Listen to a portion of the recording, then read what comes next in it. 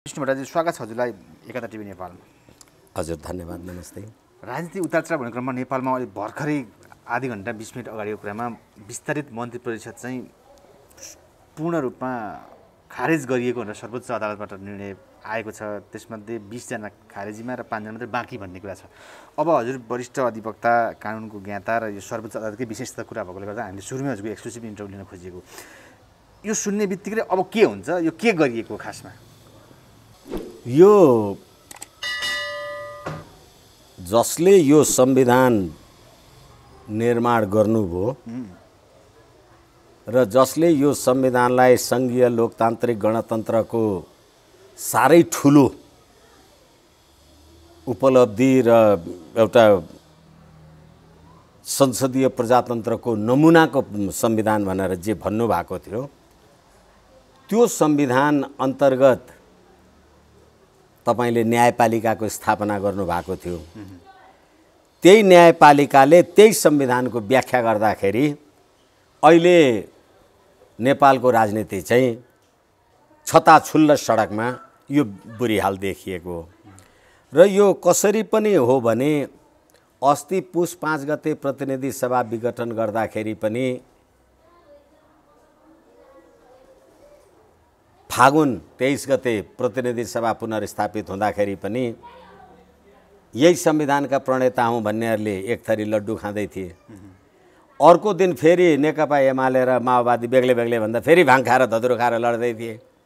भने यो संविधान कस्तो बनाएको रहेछ भन्ने कुराको उहाँहरूलाई लेसन हो यो। र अझै अर्को कुरा के हो भने तपाईले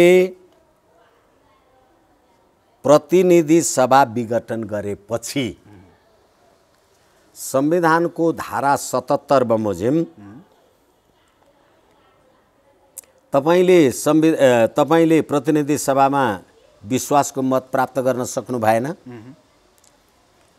भनेपछि हाम्रो यो उहाँहरूको संविधानको धारा 77 को व्यवस्था के हो भने प्रधानमन्त्री के भयो भने पदमुक्त हुन्छ भनेर व्यवस्था छ। राष्ट्रपति समक्ष राजीनामा दियो भनेदेखि प्रधानमन्त्री पदमुक्त हुन्छ। अब यो भन्यो भने धेरै ठुलो पीडा बोक्नुपर्छ। संविधानको धारा 76(5) बमोजिम प्रधानमन्त्रीको दाबी गर्न जाँदा केपी शर्मा ओलीले म संविधानको धारा 76(3) बमोजिम 76(4) बमोजिम विश्वासको मत लिन सक्दिनँ, मैले प्रधानमन्त्रीको लागि मार्ग प्रशस्त गरेँ भनेर राष्ट्रपतिका निवेदन दिनुभयो।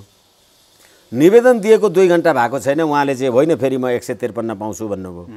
हैसियतको कुरा गरेको अथवा उहाँहरूको यो नियतको कुरा गरेको। त्यसकारणले गर्दाखेरि अब उहाँले विश्वासको मत प्राप्त गर्न त सक्नु भएन। नसकेपछि के हुने भयो भने संविधानको धारा 100 बमोजिम विश्वासको प्रस्ताव पारित हुन नसकेमा विश्वासको मत पारित हुन नसकेमा वा निजको विरुद्ध अविश्वासको प्रस्ताव पारित भएन भनेपछि प्रधानमन्त्री त स्वतः पदमुक्त हुनुभयो। अब त्यसै गरेर अहिले फेरि प्रधानमन्त्रीजीको सिफारिसमा त राष्ट्रपतिले जेठ 8 गते त प्रतिनिधि सभा विघटन गर्नुभयो। प्रतिनिधि सभा विघटनै गरिसकेपछि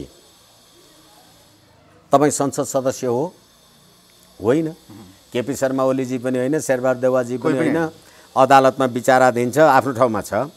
तर प्रधानमन्त्री तथा मन्त्रीको पद रिक्त हुने अवस्था भनेर 77 को 1 को ग ले निज प्रतिनिधि सभाको सदस्य नरहेमा भनेपछि अब केपी शर्मा ओलीजी संसद सदस्य होइन, किनभने प्रतिनिधि सभा विघटन हो, कुनै हालतमा भन्नै परेन। अब त्यसरी प्रतिनिधि सभा विघटन भएपछि के हुन्छ त भन्ने कुराको बारेमा, मन्त्री परिषद के हुन्छ त भन्ने कुरामा उहाँले प्रतिनिधि सभा विघटन गर्दाका अवस्थामा केपी शर्मा ओली, विष्णु पौडेल लगायतका यी 4 जना मान्छे चाहिँ मन्त्री हुनुहुन्थ्यो। उहाँले त जेठ 8 गते पछाडि यिनीहरूलाई मन्त्री बनाउनु भयो। जेठ 8 गते त प्रतिनिधि सभा विघटन भयो नि। प्रतिनिधि सभा विघटन भएपछि तपाईँ संसद सदस्य होइन, तपाईँले कसलाई ल्याएर मन्त्री बनाउनु भयो? किनभने अब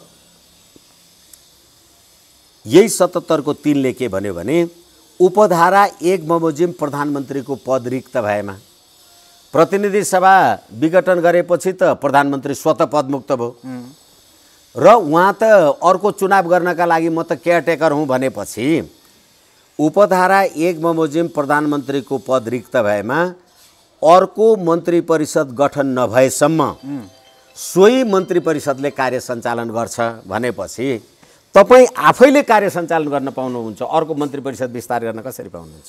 विस्तार नै गलत थियो, गर्न पाउनु नै हुन्न। तपाईँ सोही मन्त्री परिषदले उपधारा 1 बमोजिम प्रधानमन्त्रीको पद रिक्त भएमा संसद सदस्य नहुने बित्तिकै तपाईँको प्रधानमन्त्रीको पद रिक्त भयो। प्रधानमन्त्रीको पद रिक्त भएपछि अब के गर्ने त भनेपछि अब जतिखेर प्रतिनिधि सभा विघटन भयो त्यतिखेर त म प्रधानमन्त्री त छु भनेपछि म केयरटेकर भएँ। अब मेरो मन्त्री परिषदले काम गर्ने हो, मैले मन्त्री परिषद नयाँ बनाउन पाउँदिनँ किनभने प्रधानमन्त्रीको पद रिक्त भएमा अर्को मन्त्री परिषद गठन नभएसम्म फेरि तपाईँलाई भन्दैछु म सोही मन्त्री परिषदले सोही त्यसैले काम चलाउनुपर्छ, तपाईँ अर्को ल्याउन पाउनुहुन्न। सर्वोच्चले त्यही भन्यो, अहिले त्यही भनेको हो, त्यही भन्यो र सर्वोच्च अदालतको आदेशमै यो कुरा चाहिँ उल्लेख छ।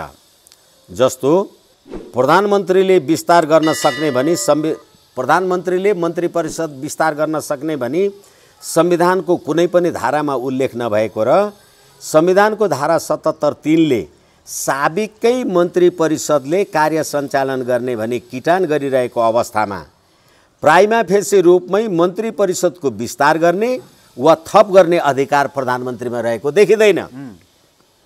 यस दृष्टिकोणबाट 2078-221 र 2078-227 मा प्रधानमन्त्रीको सिफारिसमा निजको नेतृत्वमा सम्माननीय राष्ट्रपतिबाट भएको उपप्रधानमन्त्री तथा मन्त्री तथा राज्य मन्त्रीहरूको थप नियुक्ति संविधान अनुकूल नभएको देखा हुँदाखेरि उहाँहरूलाई काम कारबाही गर्न नदिनु, मन्त्री परिषद विस्तार गरे असंवैधानिक बनियो। त्यसो त अहिले भर्खर भएका राजेन्द्र महतो लगायतका जसपाका नेता सहित मन्त्रीहरू सबै एउटा भोटो नधोइकन गयो भन्ने पनि चर्चा होइन? अब भोटो त घरमा गएर धुनु भए हुन्छ, जे गर्नुहुन्छ।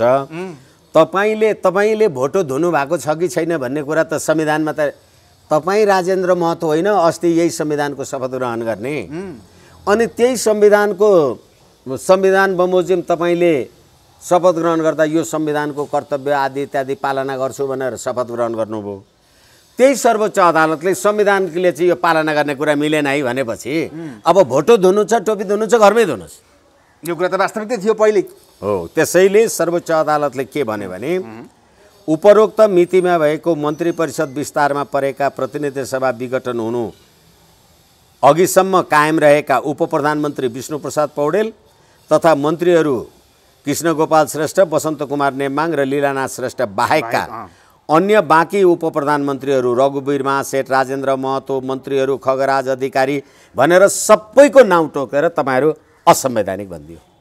बाँकी रहेको 5 जना मात्रै, 4 जना मात्रै संवैधानिक, 4 जना। अब एमालेको एकल सरकार यही सरकार भएर चुनाव हुन्छ त त्यसो भए? तपाईँलाई निर्वाचन गर्नलाई मन्त्रीको जुलुस चाहिन्छ भने निर्वाचन आयोगले निर्वाचन गर्छ, राज्य कोषबाट बजेट सजेट आदि इत्यादि जे छ त्यो त संयन्त्रले गर्ने हो नि चुनाव। त्यसो त आइजिपी पनि एउटा हुन्छ नि होइन, सेनापति पनि एउटा हुन्छ, त सेना त 1 लाख 5 लाख हुन्छन् नि।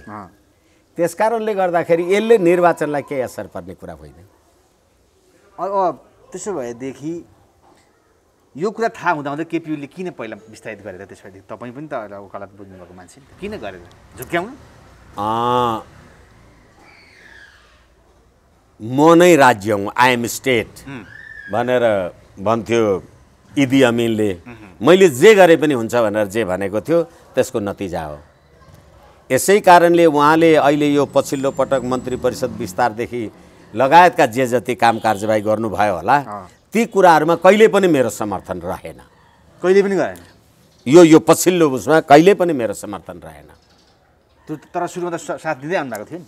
होइन अस्ति पुस 5 गते प्रतिनिधि सभा विघटन गरेको कुरा ठिक छ भनेर प्रतिनिधि सभा विघटन गरेको कुराको हदसम्म मात्र प्रधानमन्त्रीजीको कुरालाई लिएको हो होइन भनेदेखि अब अहिले संविधानको कुनै धारा कुनै व्यवस्था उल्लेख नगरिकन तपाईले कसरी मन्त्री परिषद गठन गर्नुहुन्छ?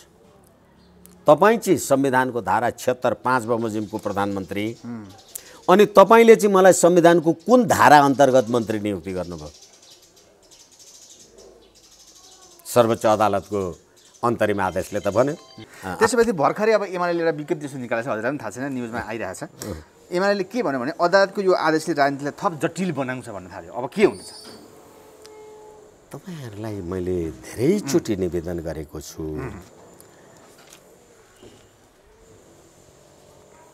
78/2/23 गते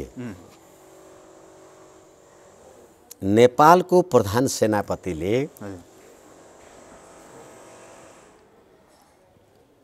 देशको पछिल्लो अस्थिर राजनीतिक घटनाक्रमले मुलुकको राजनीतिक परिस्थितिले मुलुकमा सुरक्षा चुनौती ल्याउन सक्ने कुरामा सेना सजग छ भनेको थियो। त्यसको 5 दिन बित्दा नबित्दा भूतपूर्व प्रधानमन्त्री पाँचजनाले विदेशी शक्ति चलखेल आदि इत्यादि जे लिनुभयो तपाईहरुले पनि हेर्नु भएको छ। अनि त्यो प्रधान यो भूतपूर्व 5 वटा प्रधानमन्त्रीहरूको यो गतिविधि वक्तव्य आउँदा नआउँदा हप्ता दिन बित्दा नबित्दाखेरि अहिले सम्पूर्ण मन्त्री परिषद चाहिँ संविधानको प्रतिकूल छ भनिसकेपछि यो संविधानले अब देशको राजनीतिक स्थिरता थाम्ने रहेछ। त्यसकारणले गर्दा यो संविधान अन्त्यको बाटो हो। यसैले नेकपा एमाले जेसुकै लेख्नुस्, बिमाले जे लेख्नुस्, अर्को पार्टीले जे लेख्नुस्, यो संविधान बनाउने तपाईहरु हो कि होइन भने अनि यो संविधान अन्तर्गत तपाईहरुकै मान्छे प्रधानमन्त्री हो कि होइन भने प्रधानमन्त्रीलाई राष्ट्रपतिलाई कसलाई कसलाई मन्त्री बनाउनुहुन्छ, कहिले कहिले मन्त्री परिषद बनाउनुहुन्छ भन्ने कुरा थाहा छैन भने के बनाउनु भएछ त? पहिला संसद विघटन पछि त सर्वोच्च र प्रधानमन्त्री ओलीको सेटिङ भन्ने कुरा थियो नि, यो त मिथ्या साबित भएन अहिले? मान्छेहरुको आशंका थियो। म यो मिथ्या साबित भन्दिन। यो तपाईलाई यो रणनीतिक हो भनेर तपाई किन भन्नुहुन्न? राजेन्द्र महतोजीसँग मैले नागरिकता अध्यादेश ल्याइदिन्छु, सब नागरिकलाई दिन्छु भनेर यता भने र नागरिकता अध्यादेश ल्याइदिए अनि नागरिकता अध्यादेश चाहिँ असंवैधानिक छ सर भनेर सर्वोच्चले चाहिँ खारेज गरिदिएपछि त उसँगको भएको कुराबाट पनि मलाई टाडिनु परेन, नागरिकता पनि बाँड्नु परेन नि। गेम हो यो गेम हो। यो स्टार्ट अब जसको दिमाग छ उसले गर्ने कुरा हो यो। यसै कारणले गर्दा अहिले सर्वोच्च अदालतले अन्तरिम आदेश पनि त खारेज गर्यो नि त पहिला, योभन्दा अगाडि त बिस्तारै बिस्तारै ल्याइदियो स्टेप नागरिकताको अन्तरिम आदेश खारेज गरे होइन कि अध्यादेशलाई अन्तरिम आदेशले रोक्यो। यसै कारणले गर्दाखेरि तपाईले संविधान विरुद्ध अध्यादेश लिएर आउनुभयो, त्यसलाई रोकिदियो। तर राजनीतिक रूपले त होइन, केपी शर्मा ओलीले हामी महन्त ठाकुरहरूले भनेको कुरा माने भनेर सरकारमा गएका न हुन्। तर सरकारमा गएर त्यो अब कपडा धुन हो कि शपथ ग्रहण गर्न नभ्याउँदैखेरि नागरिकता अध्यादेश स्टे गरिदियो। अनि होइन नागरिकता अध्यादेश स्टे गर्ने बित्तिकै यदि उहाँहरूको स्ट्राटेजी थिएन भने राजीनामा गरेर निस्किनु पर्थ्यो नि, निस्किनु भएन। अब सर्वोच्चले आफै त्यहाँबाट पनि निकाल्दियो। यसकारण केपी शर्मा ओलीले त के भन्ने भने मैले त तपाईहरुसँग सल्लाह गरे भने तपाईहरुलाई मन्त्री पदमा पनि ल्याएकै हुँ, अध्यादेश पनि ल्याएकै हुँ, नागरिकताको कुरा गर्दैकै हुँ, तर अब सर्वोच्चले विधिको शासनले दिएन भने अब विधिको शासन मुर्दाबाद भनेर नारा लगाउनु बाहेक अरू के बाँकी रह्यो? त्यसो संसद पुनर्स्थापना हुन्छ कि के हुन्छ? यो त रोचक आयो नि त कुराकानी। मेरो हिसाबमा प्रतिनिधि सभा कुनै हालतमा पुनर्स्थापित हुँदैन। किन हुँदैन? योभन्दा अगाडि त भएको थियो नि, अब नहुने कुरा के छ? जनतालाई छनौट पार्दैन न। प्रतिनिधि सभा किन पुनर्स्थापित हुँदैन भने अहिले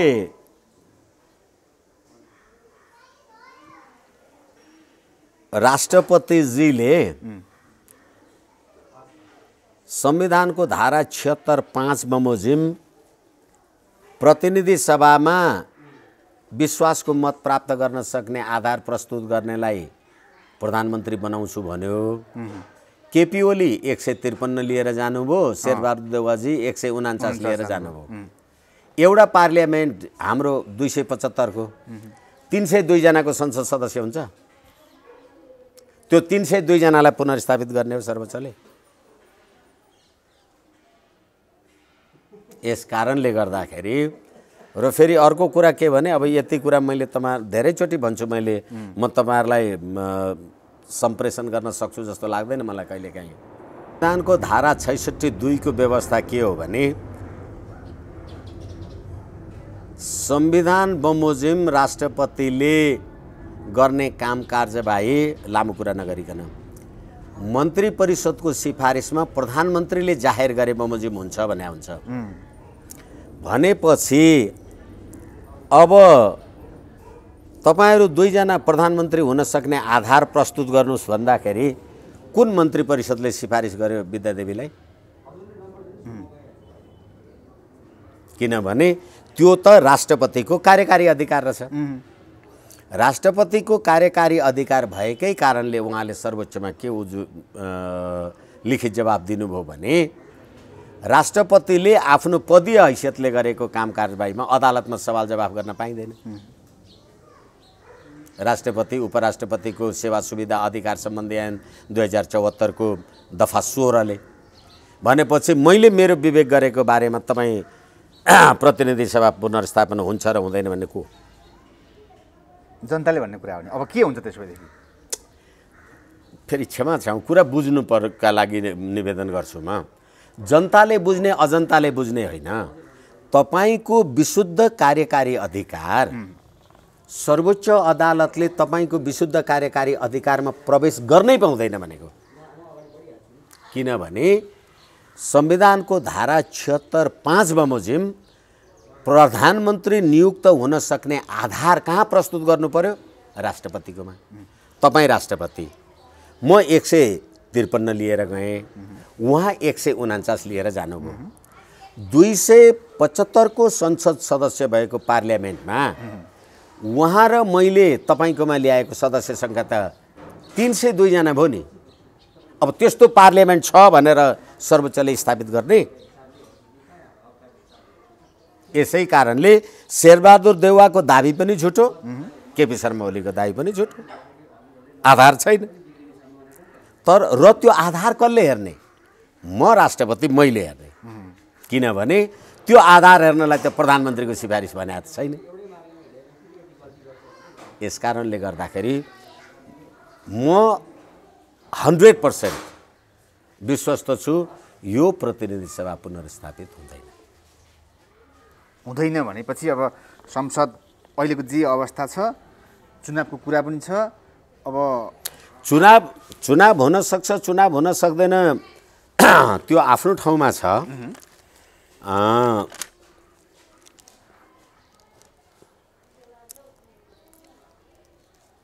अस्तिको दिन 29 मे इन्डियन एक्सप्रेसमा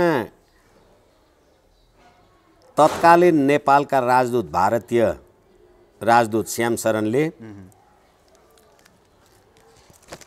आफ्नो उसमा लेख्नुभयो, काठमाडौँलाई लाग्छ नेपालमा राजतन्त्र मातहत हिन्दू राष्ट्र फर्काउन ओलीले भारतलाई वचन दिएका छन्।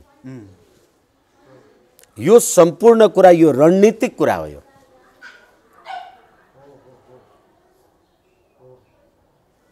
अनि तराईको मागमा ओलीले ल्याएको नागरिकता अध्यादेश भारतका लागि रुचि र अनुकूलको विषय हो। उनीहरू सन्तुष्टि हुने भयो। नागरिकताको बारेमा इन्डियनहरूको धारणा भयो, तपाईले अहिले स्टे गरिदिनु भयो, अब निर्वाचनमा जान्छ। अनि भारतको रुचिको विषय संवैधानिक राज संस्था र हिन्दू राष्ट्र पनि भारतको रुचिको कुरा भयो। त्यसलाई प्रतिनिधित्व कसले गर्ने? केपी शर्मा ओलीले गर्ने। यस कारणले गर्दाखेरि प्रधान सेनापतिले भन्नुभयो नेपालको पछिल्लो राजनीतिक परिस्थितिले देशको सुरक्षा चुनौतीमा प्रश्न आछ। अब अहिले मन्त्री परिषदै खतम भयो, सुरक्षा चुनौतीमा प्रश्न उठ्यो। सुरक्षा चुनौतीमा प्रश्न उठे पनि सुरक्षा चुनौती जे कुरा भए पनि 5 वटा भूतपूर्व प्रधानमन्त्रीहरूले त भने विदेशी चलखेल छ, सङ्कट आउन लागेको भनेको थिए। विदेशी चलखेल छ। 12 बुँदे समझदारी गर्न केपी ओली लगायतका तिमीहरू 5 वटा दिल्लीमा गएका होइनौ भने तिमीहरू चाहिँ चोखा छौ। यस कारणले प्रतिनिधि सभा पुनर्स्थापित हुँदैन, कुनै हालतमा हुँदैन। अब मेरो विश्वास हो हुँदैन। हस्, थ्याङ्क यू। हस्, धन्यवाद।